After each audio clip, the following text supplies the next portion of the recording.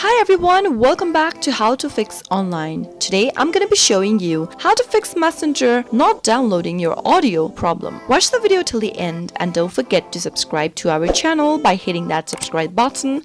Also press the notification bell icon so that you'll never miss another upcoming upload from us. If you're not being able to download or play the audio messages that you received on Facebook Messenger, then here are some fixes for you. The first thing to check is that if you've turned on the mute option on your Android device, simply increase the volume via sliding the volume sidebar or pressing your volume button. Once you've enabled unmute option on your Android device, go and check if you're being able to play the audio by tapping on the play button. If that still does not work, the next thing to do is to restart your Android system. Press the power button and tap on the restart button, wait for a couple of minutes, and once your phone restarts, you can now go back to Facebook Messenger and check if you can play the video or the audio to listen to voice messages on Messenger. If that works for you, then there you have a solution for your problem, but if it still does not work, the next thing to do is to clear Facebook Messenger cache and data. Go to your app drawer and spot Messenger application.